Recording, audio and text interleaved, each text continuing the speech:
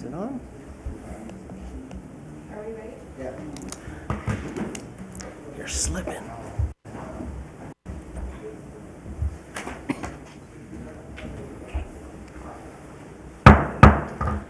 Call the meeting of the Lathrop Manteca Fire Protection District, regular February board meeting to order. Roll call. Chairman John Gish, Here. Vice Chair Mark Elliott, Here. Director Gloria Rhodes. Here. Director Tosh Ishihara, Here.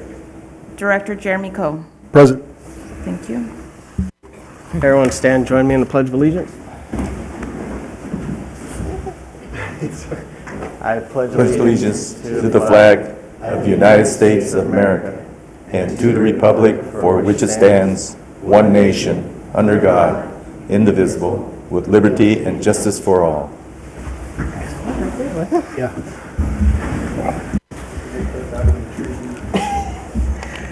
Declaration of conflict of interest to my left. None. None. Is that all right? None. No presentations. Do we have any public comment? I have no request, Mr. Chair. Number 8, consent items. Consent calendar, item 8.1, January 17, 2019, regular board meeting minutes. Item 8.2, monthly register of warrants. Item 8.3, receive and file January 2019 incident and training report. Item 8.4, receive and file monthly year-to-date budget report. Any items need to be pulled or motion to No. accept? Go ahead. I make a motion that we accept the consent items 8.1, 8.2, 8.3, and 8.4. I'll second that. I'm sorry, I had a question on 8.2 if I could, please. Oh. Pull 8.2. Alrighty. We'll go ahead and do 8.2, and then we'll come back and, what's your question?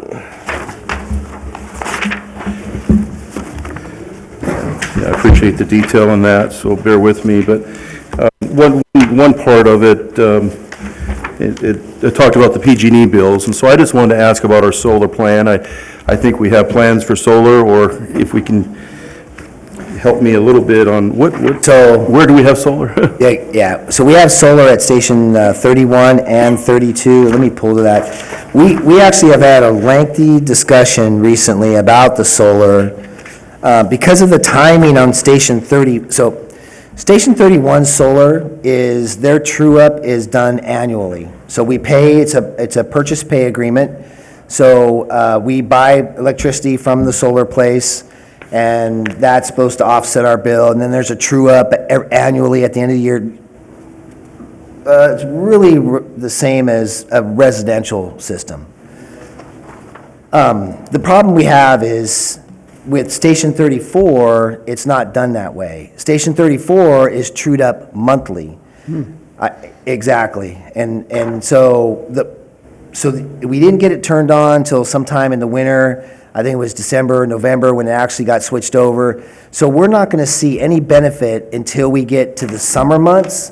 And then there's going to be probably no bill, and we'll start getting a credit to carry over through the next system. That is how theoretically it's supposed to work. I'm a little nervous, and we're watching that pretty close to make sure that that's going to happen when we start producing, because right now we're obviously not producing enough electricity to offset the bill, because every month we're still paying almost the same, well, not quite the same, but it's a little bit under. We're only producing like $600 worth of electricity savings out of the main bill. So we're hoping that as this is supposed to work, it's true up. And I asked our finance person to look at and contact PG&E just to confirm that theory is true, that as we go through the summer, that's going to start decreasing. We're still going to start getting a credit, and then that'll start offsetting the winter bills. But we did find a little problem with the system. It has nothing to do with the solar as we speak, but it appears that when they put in the canopies, they drilled right through our storm drain system. And so we're having a little bit of issue with that, and we're working through that. But the contractor has taken responsibility for it, and we will get it repaired. Okay, thank you, Chief. Another question, I did find my notes here. Page 2 of 10, like copier lease for US Bank, and these are just questions, forgive me for just asking. no, please On my do. copier lease, I just wanted to ask, do our leases, are they yearly? Do we go for bid every 3 years? What is kind of our plan, like our copier leases? Do we go out to bid is what I'm asking, yeah. Yeah, so I'm gonna let, we go with the, actually, we utilize the city for that. Okay. That service, and so we work with their, Okay. their system, and I believe they do go out to bid. I could get Tony out here to, That's okay, Okay. I just wanted to make sure they're going out, I just had a question about them going out to bid. The other question I had, just things that just jumped out at me, on page 5 of 10, Interstate Truck Center, my question is, I'm not sure if that's a company in Lathrop, but what are our efforts to purchase I saw we purchase in many areas, I mean, Amazon, Manteca, a lot of areas, but is this truck center in Lathrop, or are we making efforts to purchase in Lathrop and keep business here? Is my first question, and I know we want to be fiscal, so that's my question. I'm gonna bring up our guy, who does our maintenance. I do believe Interstate is now in Lathrop, isn't it? Or is that? Okay. Oh, okay, go ahead. Okay. Turn the mic on. Can you hear me now? Yeah, keep it on. Okay. They're adjusting. To answer your question, no, Interstate Truck is in South Stockton, southeast Stockton. Oh, yeah. The issue is that a lot of our vehicles, the international vehicles, we can only get parts from the dealer. And so we try to buy locally through Tech, through Fleet Pride, but there are some specific items that we do have to go there. Perfect, that answers that, thank you, sir. My other question, and I only have two more. On page 6 of 10, once again, Les Schwab jumped out at me, once again, tires and balance. I don't know if we have any tire shops in Lathrop, but once again, I know you're researching, trying to, I don't know the difference between Les Schwab and American Tire, but are we, once again, trying to be fiscal? Oh, absolutely. No, there are no tire shops in Lathrop that can do commercial tires. Okay, perfect. Les Schwab is really the only one in Manteca that does the commercial tires that we have found. They give us a pretty good deal. There is a tire place, McCoy Tires is in French Camp area, but we found that with the billing system that Les Schwab has, it works for us. As of right now, there is no tire place in Lathrop that can do the work. We used to have to go to Stockton off of Cherokee, and it's just, we had to take our vehicles all the way there, so it just saves a little bit of wear and tear, and they do service it well. Perfect, thank you. And my last question is on page 8 of 10. It's Weaver Insurance Agency. So I wasn't sure, I put in here, maybe it's a fire agency, but I just wanted to ask, it says commercial auto policy. What is Weaver Industry? Is it a special fire insurance for us? No, Weaver's out of Ripon. We have been using them for years, and we've kind of stayed with them. We looked at a couple different options with, CSDA has some insurance plans, SDRMA. We looked at that plan, but we weren't going to save any money, so we ended up staying with Weaver. Thank you, Chair. Can I ask well, actually, it's not really a question, it's more of a comment, but just because our meetings are televised, and I know that a lot of people in the district do watch these meetings, I just want to specify that when we look at agencies to connect with, we not only look at Lathrop, we also look at the rural areas of the Manteca. And with that, the question would be what part of Manteca is the, what was it, Les Schwab? It's not rural, is it? No. No, okay. Mr. Chair, if you don't mind, continuing on item 8.2, on that one question the director just asked was the Weaver Insurance, it specifically says the OAS of Water Turn 31. Is there something, were they added on, or was that special policy? Yeah, absolutely. So what happened was we went through the policy and was cleaning it up, and those two pieces of apparatus weren't on the policy. They were, but they weren't. So they were being insured, but they weren't clarified on the policy. And so once we got that taken care of, there was an addition to that for the yearly. Okay, and also I noticed that the amount of special checks requests versus warrants, what's the difference? I mean, there's no cost difference to us for a special check? request? It's just, So I it didn't meet the deadline of something, or? Right, and so what we had to get that request prior to the board signing the warrants, and I think that was one of just the second check marks for the board to make sure that they saw that these were issued prior to the meeting, although the board gave us authorization to do so. Just kind of an oversight for you guys to make sure that you understand these were issued, and then you know if somebody were to question it. Okay. Thank you, Chair. You just like to be super transparent. Got a first and second, you want roll call?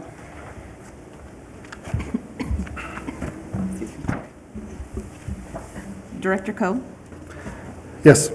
Director Ishihara? Yes. Director Rhodes? Yes. Vice Chair Elliott? Yes. Chairman Gish? Yes. Thank you. And we'll move on to 10.1, Chief's Report. No items, wow. Yeah, no scheduled items this meeting. Cool. Don't worry, we're going to have some next meeting. Yeah, I know, that was what I was worried about. Okay, so we'll start with the review for the Fire Station 35. So I'm going to bring up the project manager from River Islands, Susan Deloso, and she's going to go over the Fire Station 35 cost evaluation. We met earlier in the week with the station representatives, Chairman Gish and Director Coe, to go over issues that we found potentially that the board need to be made aware of.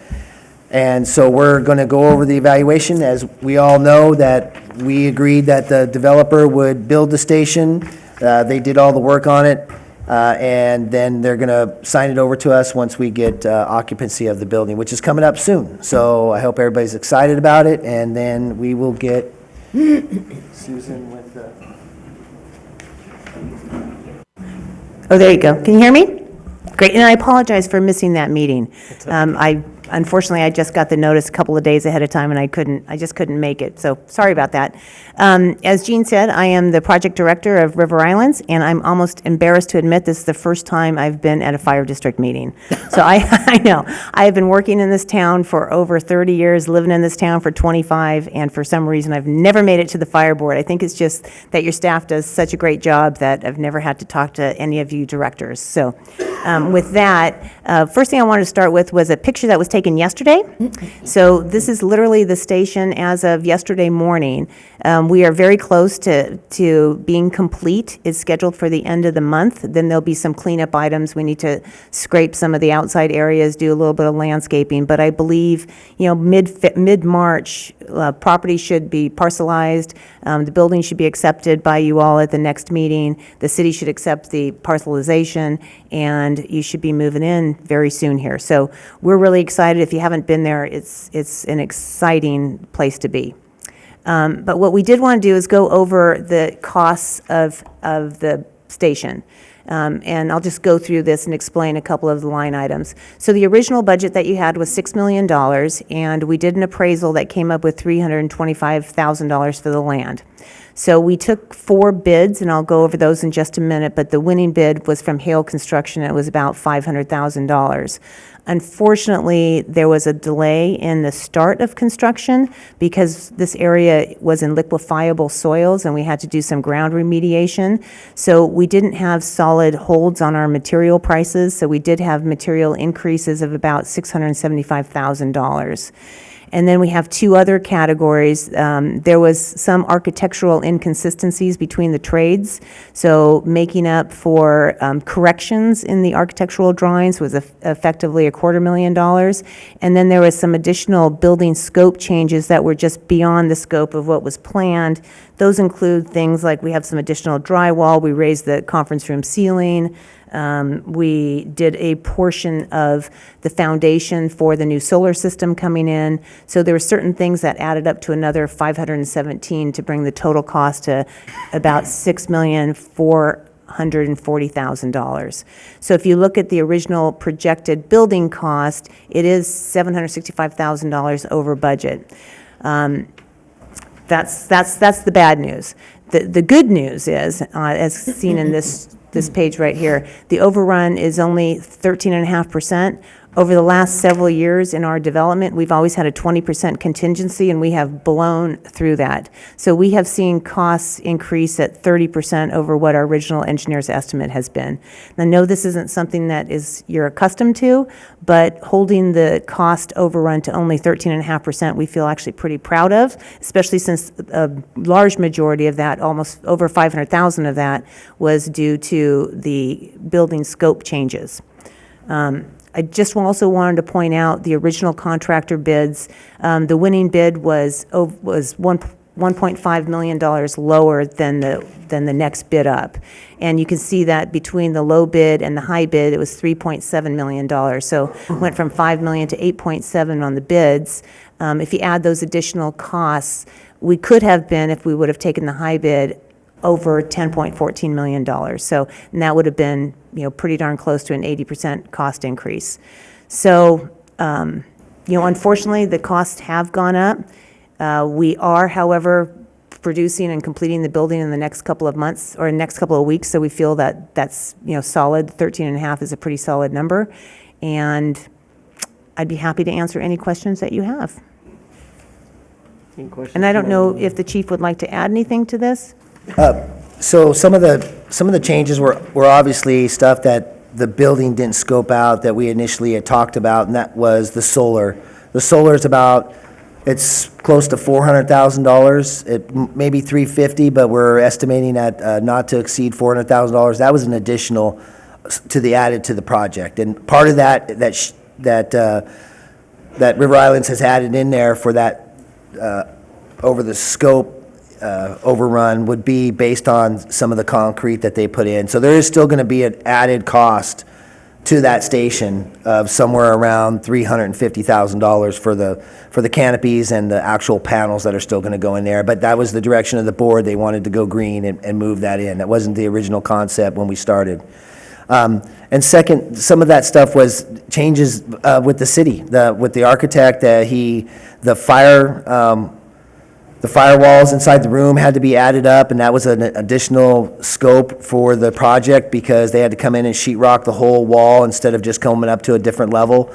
That added into it. So there was some stuff that went along. We just ran into another one, I'll give you right now, is handicapped inside the conference room. And so the cabinets were done, so that it was drawn, inspected, but then the inspector on site came in and said it had to be handicap approved, so we had to tear them out and reduce them down. That's 2 days worth of work, and that's not going to be cheap. That still might be added on to the ended cost here.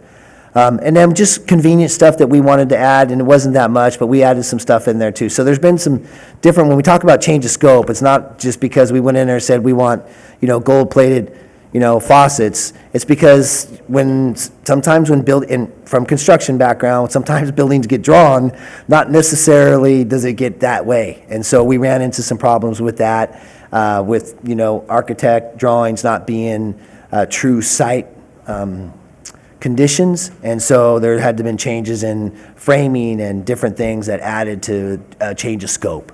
So there was over 200 changeovers on the change orders on the project. And one thing I would like to point out is that your contractor only charged 10% markups on either material or time spent on the change orders, which is pretty reasonable considering most contractors add an 80% markup. So I think that the timing was good. The other thing that is interesting is we just did the appraisal for the police station that's happening at the base of Bradshaw's Bridge, and the price per acre came in at $400,000, which is about twice what this land costs. Yeah. So I think the timing was good. I think there's some, just some natural cost increases just from the times that we're in. Obviously, the tariffs have been happening, the economy's been in turmoil, certainly in the trade issues, and the shortage of labor has been severe in this area. So I think it was good timing to get it done when we did. And I agree, and I can't say this, I can't say enough about the contractor. They've been really great to work with as far as getting stuff done and timely, and they're really pushing hard to get us in there this first weekend of March. So we're hoping to get a TOC, temporary occupancy, a TCO, I'm sorry, and move in the administration that day. because Yeah. there's got to be a switchover of switches and network and stuff, and we need to do that on the weekend.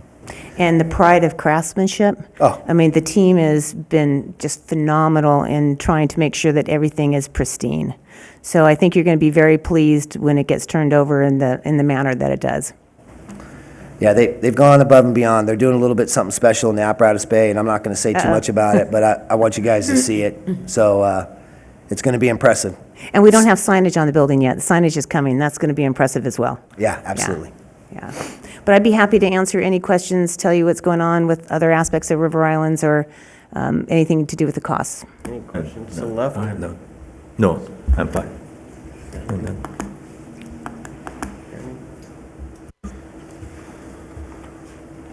So it's never good news when we go over, but like you both had said, it's going to happen. And this is better than I think we originally had seen, so that's good news, I guess.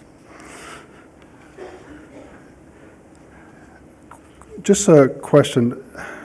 When someone else builds in our area and we have to do a plan review for the fire systems and stuff, correct? We do a plan review for the whole building. Okay, did we have to do that for our own building as well? Or was there a conflict of interest there and we had to source that out? There's two things. No, we do our own building. Okay. And we do, but most of our authority is over the fire code. So when we do a plan review, it gets reviewed by the city for all the structural components, all the materials, everything of that nature, the slab, all the walls, all that gets reviewed by the city for enforcement. We enforce the fire code, and we have the authority over our jurisdiction to enforce the fire code. So we do enforce the fire code in our own buildings. We did that for Station 34, and I'm sure we did it for previous fire stations. The only thing, they do overlap, such as egress and occupancy load and that kind of stuff, and so both parties actually look at the same thing a lot of the time. The system itself, we'd have to bring in a whole special contractor if we wanted to say that we don't want to do the hydrostatic test and all that, but you got to remember that the prevention side of our organization has some exclusive rights.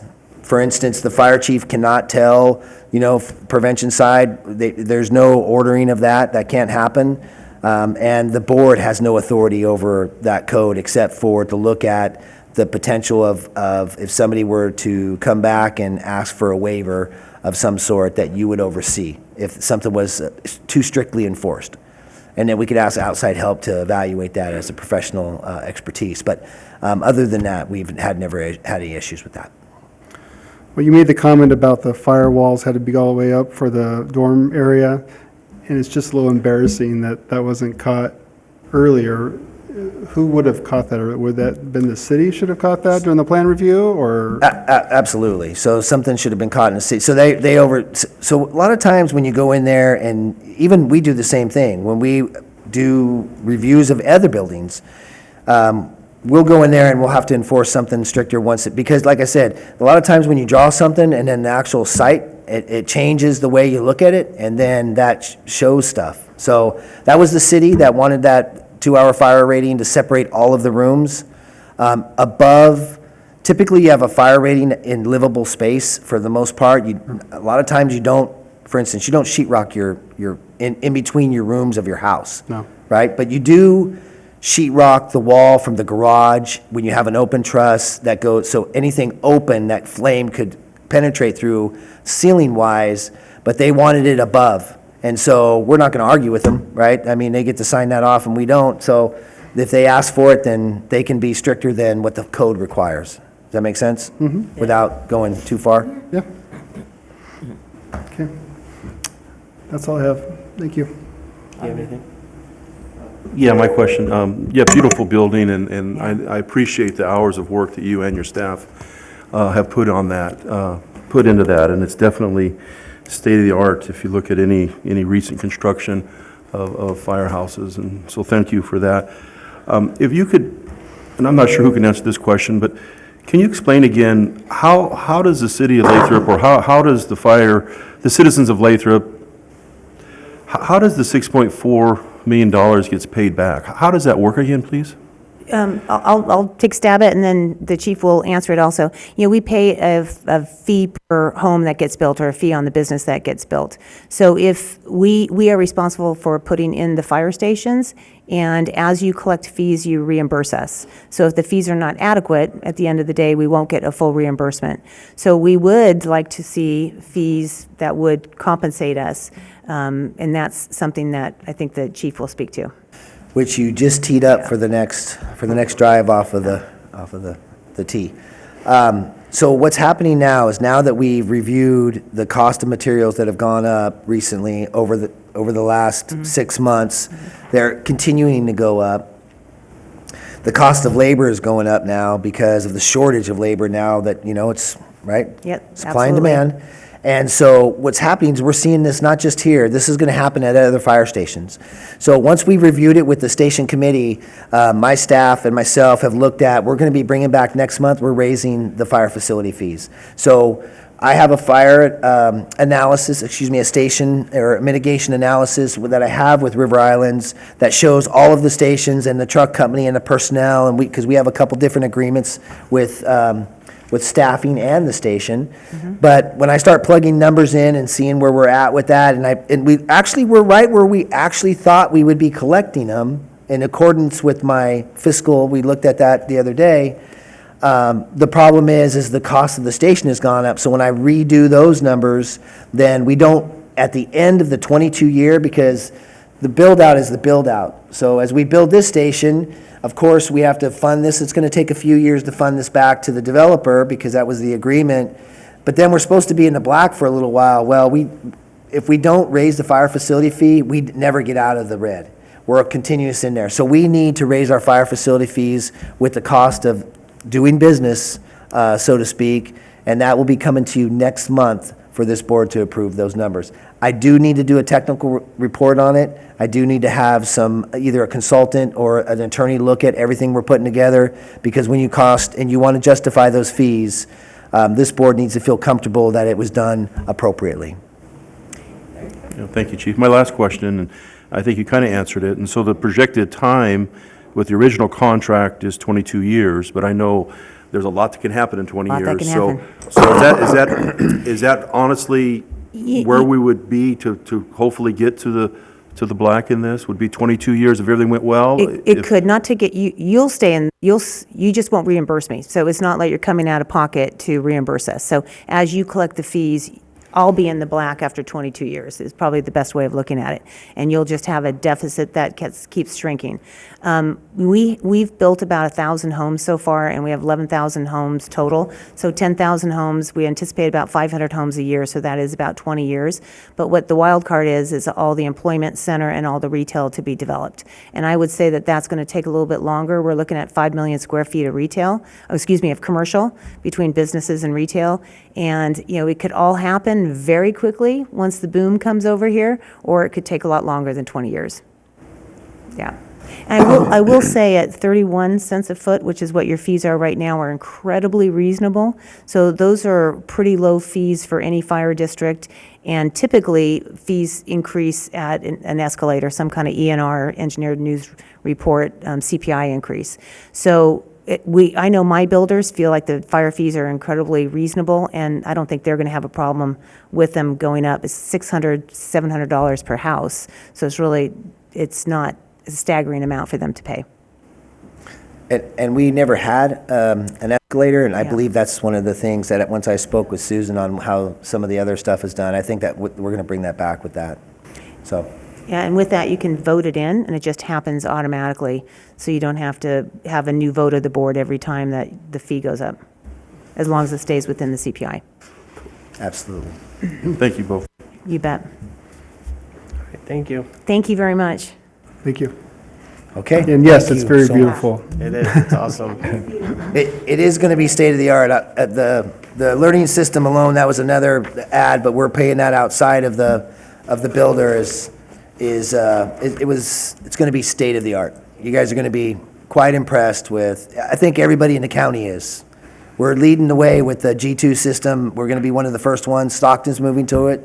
Manteca, I'm not sure if they know it or not, but they're moving to it too. I know some of them do. But I know, sorry, we just had a discussion at the JPA the other day, and the chief wasn't sure, but his guy had already agreed to it. But Tracy's moving to it too, so it's state-of-the-art system for alerting. It's good for firefighter health, and we're looking forward to, I'm looking forward to you guys seeing the completed product. It looks really good right now, so. That's all I have for that item. The next item is update on Station 31 project. Oh, sorry. I think it's-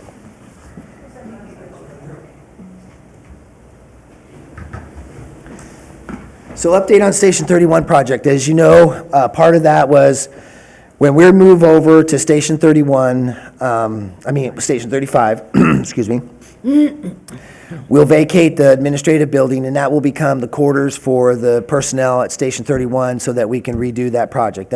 We have the architect working on the drawings for Station 31 to redo the living quarters and the bay and some of the shop area and the workout room.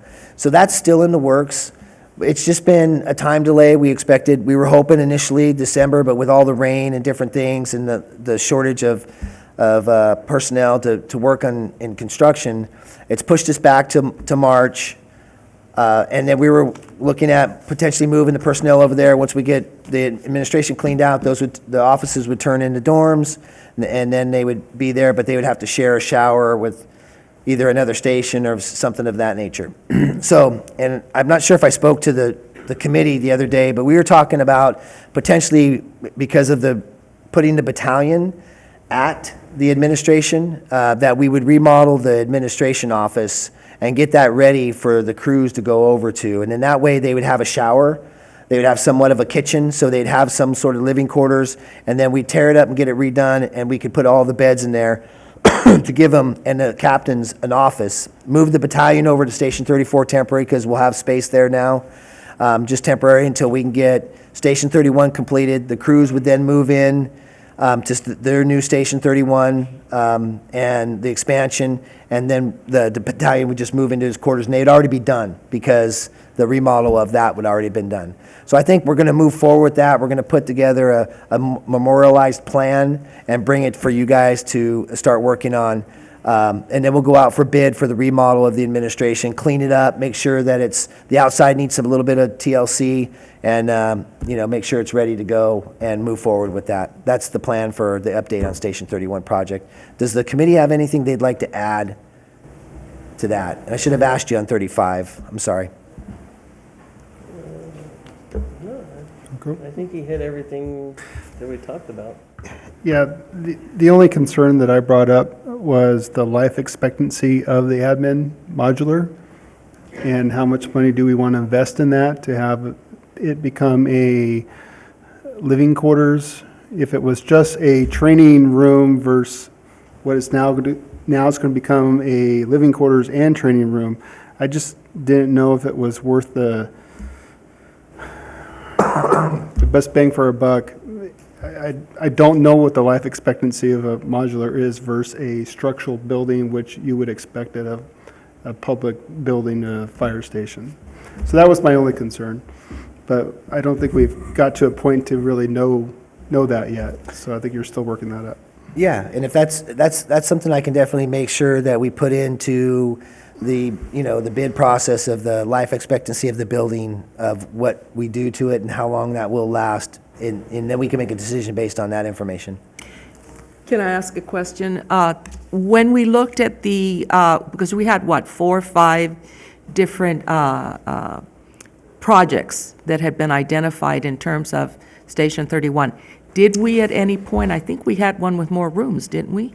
We did, and so we were going to knock out the wall and expand it, but I think now what I brought back last time is we're going to try to look at staying in the footprint to reduce the cost, because expanding outside, instead of making the expansion and corrections for all of the important parts inside, does increase the cost considerably.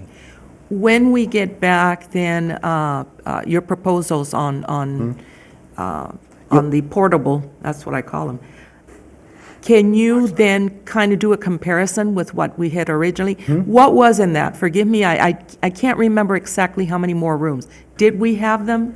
We did have, there? we had an additional room and a lobby and an office. Okay, but we did not have for the battalion chiefs there. But it was a battalion chief's Yeah, see, it sleeping was, quarters, yeah. and that was to move it out and to give them an office.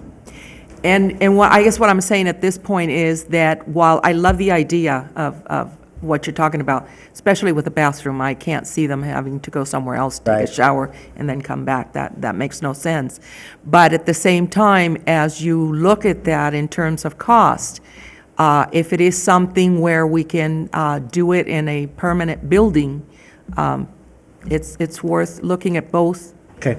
And I agree. We should bring back, so you see what we originally were headed towards, and then the modification with the addition of that, and see if there's cost savings to it. And then there was just, one of the things I brought back is the battalions wanted to get some separation from the guys and have their own little Okay, then area that's too. different, So yeah. that's really kind of what's Yeah. pushed us in another direction. I should have brought that into the conversation. That's kind of pushed us in another direction, or an option to look at that. And then there is some value to that separation and being able to go back to their own quarters and not have, especially if something goes wrong and you have a bad day and somebody gets written up and then you got to live with them for the next, But I guess a company officer has to do that anyway, so It's just it is part what of it the is. job. It's part of the job, absolutely. So, yeah, but we'll definitely do that. I want you guys to see, have a good picture, and we're working with the architect to get some decent plans drawn up now, so. Any more questions on that? Update on brush apparatus 35. Do you want to take this?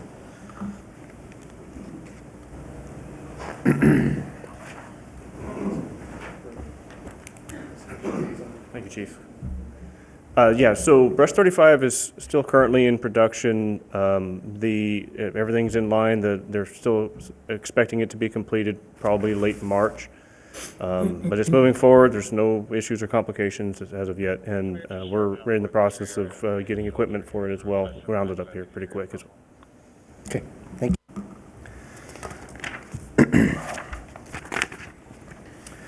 Okay, so the next item is board director liaisons to assist district staff with local agency interactions. So as we move through a few items recently, we've come to the end of our toolbox, and I'll just put it out there like that. We have so many tools that we can utilize at this level, and we feel it's time for the board to start interacting with other local agencies, such as the retirement, LAFCO, and the Board of Supervisors.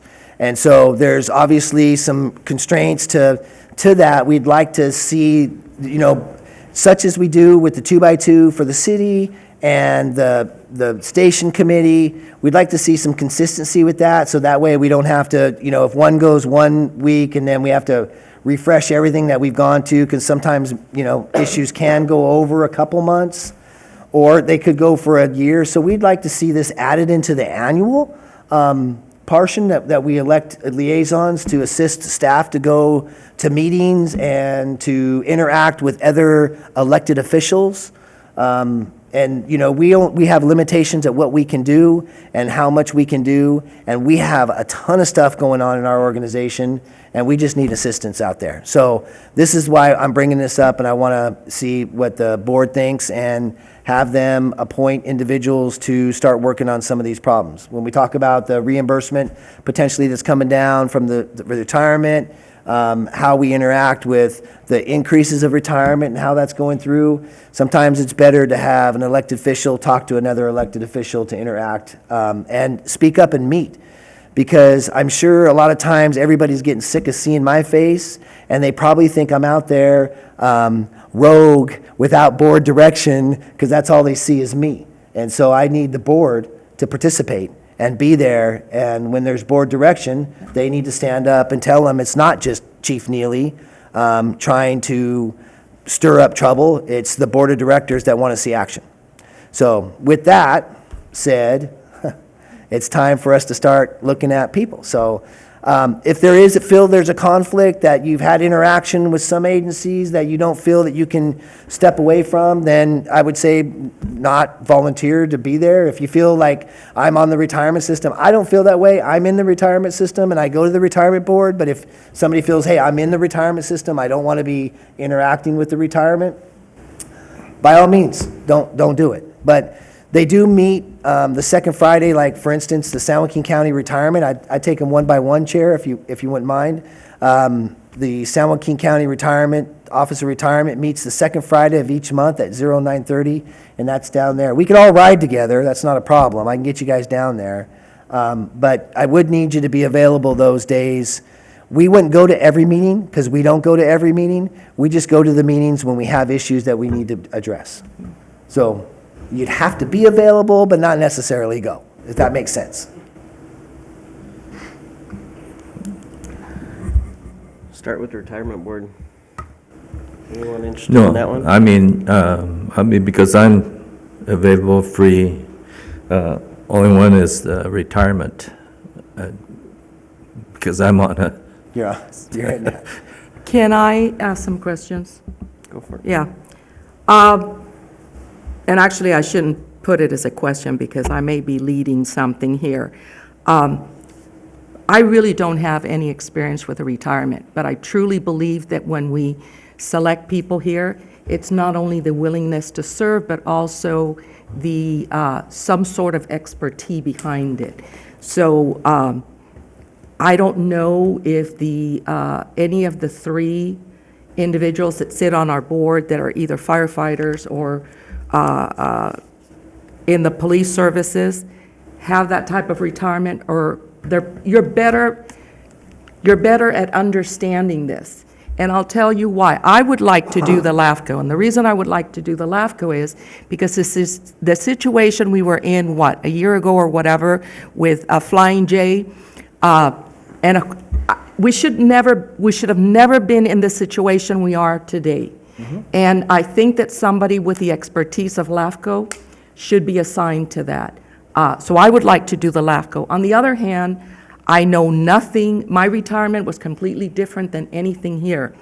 The thing with the San Joaquin County Board of Supervisors, I even saw you to my left, as, I'm not going to say the names to put you in that position, but let's think about it that way, because the reason we're doing this, because I brought it up. You know, our chief was in a couple of situations he should never been with.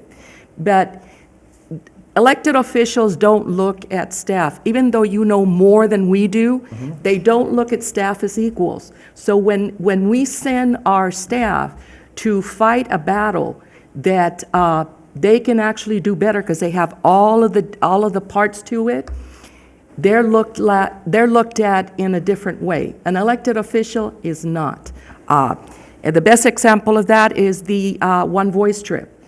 The staff prepares the elected officials that sit with all of the Congress people and the senators, but they're the ones that are giving all of the feedback and all of the tools for the elected officials. The reason for that the Congress people and the senators really don't, or the House speakers, the House people and the senators don't really look at staff as equals. So with that being said, I, would like for us to really think about it in terms of who would best serve for retirement, only because they understand it. And we can't be put in that situation of being told things that we may not agree with.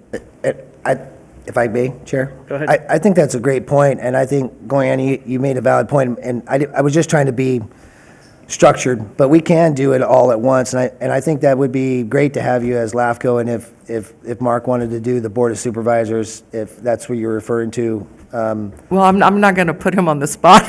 I would, and if, I don't know if Jeremy wants to do one, or if John, if you have time, Chairman Drish and Director Coe, to do one of those, or Director Ishihara. That would be great. I need help out there with this because it's getting to a point, I think the whole environment of working with these agencies has changed, and the issues are starting to really bubble to the surface. And like I said, it helps to have an elected official, just as you pointed out. I can prepare you, I know what I need to know, but it helps to have you stand up and speak for our organization at times. I mean, there's times that I can interact with staff. Johanna Schick, no problem, but when we have to attend a meeting, it helps to have you behind me. And if I could add to that, any of us would serve really well. But when we do come to these meetings, it's usually because we have an issue. It's not like the city that may go for a great number of reasons. When it's the fire board, we normally have something that we may be trying to fight for.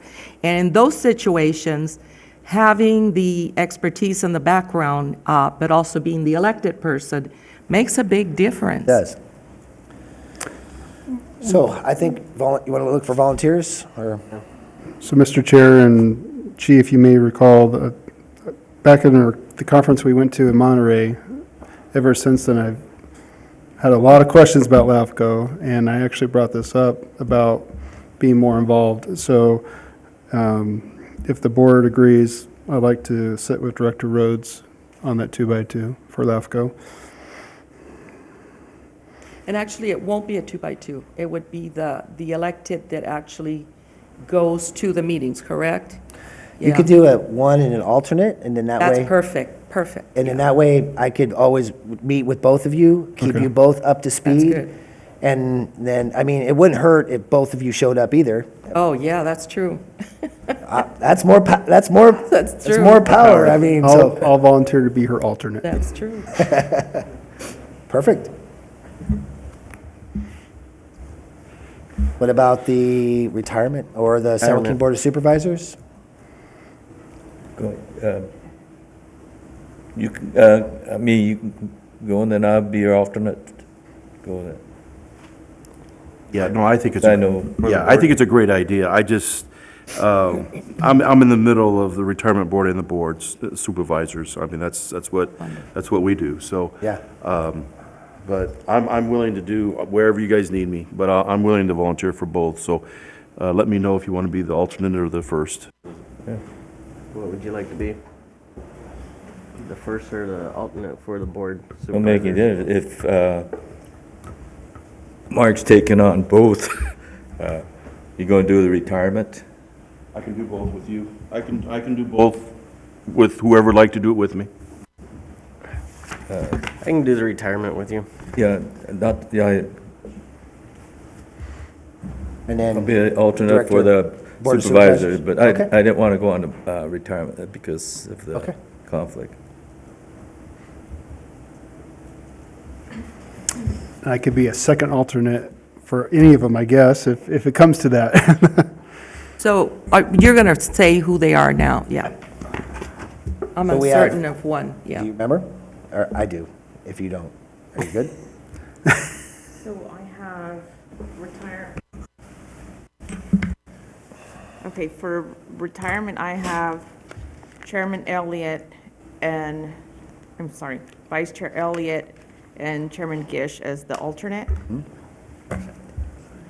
And for LAFCO, I have Director Rhodes and Director Coe as the alternate.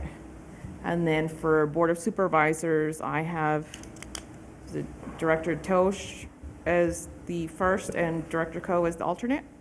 No, he's was still it? the second, yeah. You're still the first? Yeah, Mark's still the Yeah. first. Yeah, that's what I thought. Elliot The will other be the primary, and I'll be the second. Okay. And so that'll give us opportunities too, to potentially do 2x2s if that comes to that also. We could request a 2x2 with the retirement and either LAFCO or, this is going to work out really well and really assist with the organization with getting the direction of the board accomplished. So I appreciate you guys stepping up to the plate and helping us out here. I really do. With that being said, when are we going to hear a report on where we're at with LAFCO in terms of the project? So I've been interacting with the attorney on that, on this last interaction with them, and we are close to 2 items, and I've got a reorganization with the Bonito project, and the annexation of the city, basically, and the Bonito's property, and that's going to be completed, and they're getting ready to push that in. And then I have mile markers for LAFCO, so next meeting for the consolidation. But there is a lot going on with the French Camp organization, and so we may see some other stuff happening before then. But I do have mile markers and of what we need to do in order. It was difficult to get information, which is another reason why I need you to participate. It's been very, very difficult to get answers. And so, but I think this is going to help me extremely because now I got elected officials dealing with elected officials to get those answers for us. So it's going to be helpful. Wonderful. I'm looking forward to it. So we'll be able to bring it. It's hard for me to bring back information, and that's why I'm out of tools in my toolbox because I can't bring you back information that I can't get. And so we're struggling with that. We're struggling with getting information. So the attorney's been working on it at this point. We've had to resort to public request. And so that's where we're at, but we got them. So the attorney submitted those public requests, and we've got the information, and now I'm trying to put it together for you guys.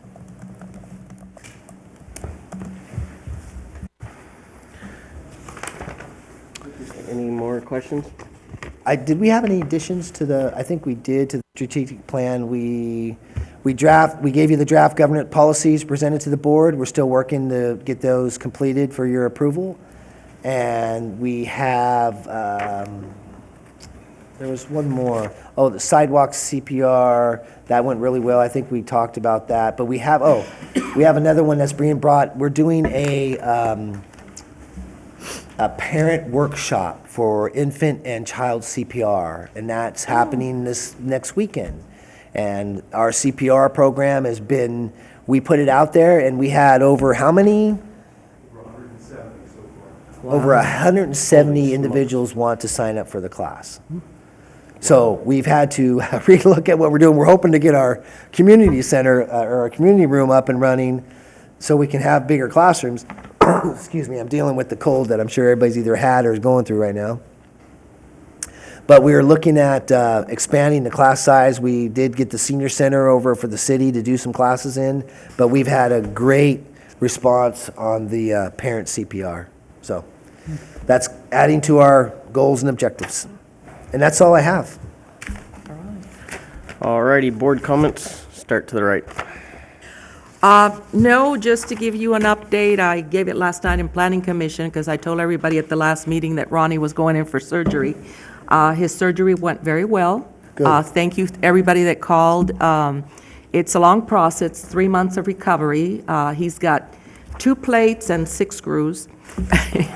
So he's got a collar and everything, but he's doing really, really good. Better than, I mean, I looked at his scar tonight. You can't even see it anymore, and it's only been 4 weeks. So with that, I do have somewhat of cabin fever. So, you know, I mean, I try to get away as much as I can because I'm tired of being home. But anyway, thank you. Mr. Chair, Chief, did you do page 4 of the agenda? Did you cover all those items?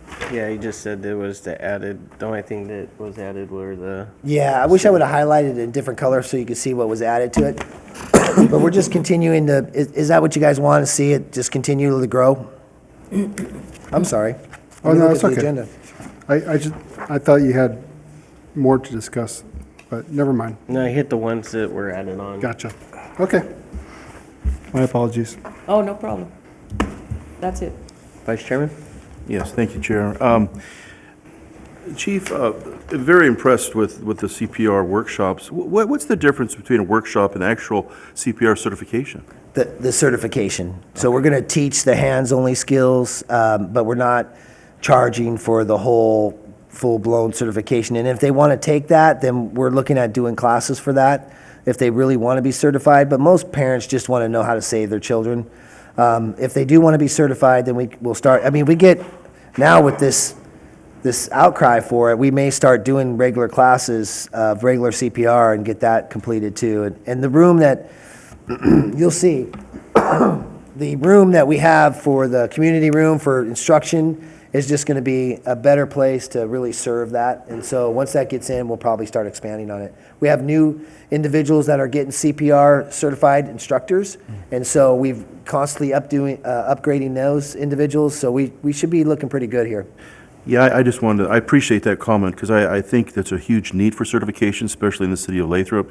I don't know how many people certify people for that, and I know it's pretty costly. And so it definitely can be a huge outreach. This kind of dovetails into that, that if you want to get certified, then you would pay, and it would be reasonable, and more importantly, it saves lives. So that's the comment I really wanted to make. The other comment I wanted to make was another appreciation. I was really impressed. It's the old Circle K to me, but I appreciate all your engines, all your staff coming to the open house there on the corner of Cambridge and I guess Louise. Yeah.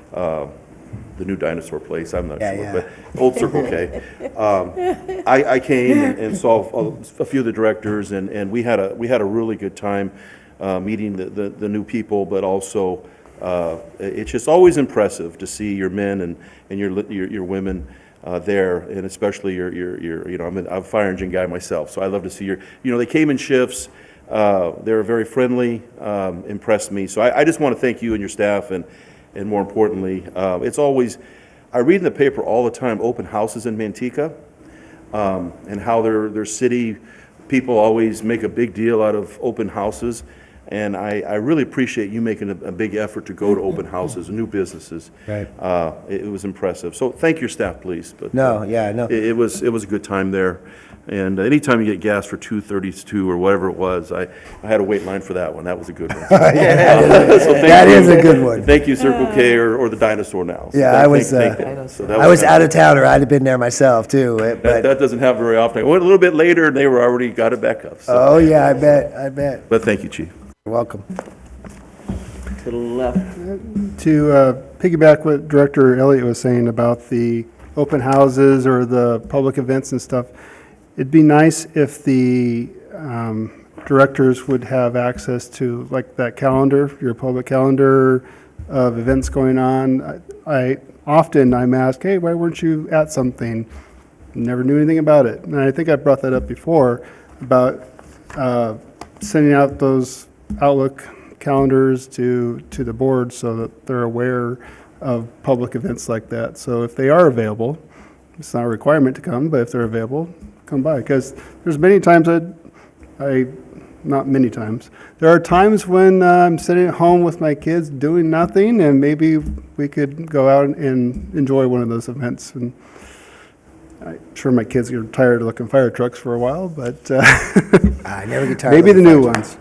But also, I wanted to thank you, Chief, and your staff for the last minute request for the new BSA Troop 2223 and making arrangements so they can use community room. Last minute, they got bumped from where they were going to be meeting, and last minute they were told that wasn't going to work out. So thank you for getting them quickly, and hopefully they'll be one of the first ones to use Station 35 in the near future. Well, we just got a request this morning from Sunrise Rotary for meetings there, so they're going to be there at 6 a.m. 6:30 every Thursday? Every Thursday at 6:30 they'll be there, so there you go. That's an early one, but Very good. so we are getting requests for that room already, and I think that's going to be huge for the development over there and for everybody in Lathrop, because it's not just for River Islands, it's for anybody that wants to use a community room. That's what the fire service and fire department's about. And so and a lot of times it is, unfortunately, we get last minute, hey, can you come by, and it's last minute, but we could still send it out. That's not a problem. We just don't want to inconvenience you and make it look like we're not sending it out because it comes last minute, but sometimes we get them last minute ourselves. Sometimes the announcements that go out on Facebook, sometimes I see them, sometimes I don't. Right. So I'm not as religious on Facebook or Twitter as other people, so maybe I don't see them as much, but the Outlook alert, I usually get that. Okay. No problem. You're speaking about certification. I know BSA Troop 423 just recently did a fundraiser by teaching, certifying CPR. So maybe that's, some of the same leaderships in 2223 and 423, maybe when it comes to that, maybe that's something we could partner with. So Absolutely. they can do a fundraiser as well. Absolutely. Anything? Yeah, on that Sinclair opening, I got it through Chamber, okay? And last night, the night before, we went to, and I told the director, we're not, the fire district is not getting any notice on that Chamber. And it's out. I knew about it, well, a month ago, So I requested them Monday to have, I think, got your name, but I don't know how, if the district has the email. I get mine through email, the chamber. Yeah, they So- can send it to, actually, if they want to send it to Dee Smith, she normally does all the scheduling for you guys, for the board, Yeah. and for me, and for some of the other for the other chiefs. So at dsmith@lmfire.org, send those requests to that, and that's what I would put in. Or have her contact her at her extension, 5104, and she'll be able to put those in, and she'll send it out. Yeah, well, I do want to thank the staff and, for their hard work. And once again, I know the fire department's always there at the breakfast. They've been coming to the breakfast, so you're also invited, the board members are invited to come to the breakfast the first Friday of each month at 9 o'clock. So, and we have the firefighters serve the seniors over there for breakfast. So I think it's a lot of good PR. And I think another thing I want to bring up is we have, 4 firefighters that are going to Seattle. Is that still on? It is, And, they, go ahead. Which is, really appreciated for them. And I did put in my first, during my first meeting in my planning commission, the big check I get from them, and I donated for their cause. Oh, that's So- great. But I really appreciate those things, what they're doing for muscular dystrophy, Yeah, So with that, that's it. yeah. Can you say, because this is televised, I'd love for you to explain what he's talking about so the audience knows. So, I'm going to butcher that. Do you guys have a little bit more detail on it? So there's a climb? stair climb in Seattle, and I think they do it annually. And it benefits muscular dystrophy. And they go up there, and I think they climb is it the needle? Space Needle. It's for the 9/11? Oh, it's for the 9/11, I'm sorry, it's for the 9/11. And the Space Needle, and they climb the stairs, and they, do fundraising for that. Behind the Fire did also donate, I think, 150, that you saw at the dinner that we had, for each member, and it takes like $375 for them to go, and then they go and dedicate that stair climb for the Space Needle up there. They do that. So it's interesting, but one of those members also is wanting to do the Combat Challenge, which he wants to represent us in that. And his brother, I think, took first place just recently, and so he's an old hotshot from Mendocino, and so he's ready to make that challenge and represent us. He's willing to represent us on that. We're going to support him on that also. So we have a great staff personnel. We really do. I can't speak highly enough about them. They come to work and they do a phenomenal job, and I hear nothing but great things from every response and every contact, every medical emergency. Everybody that sees me comes up to me and tells us about our staff, and we have done a great job with our organization. The board should hold their head up high and be very proud of what we've accomplished.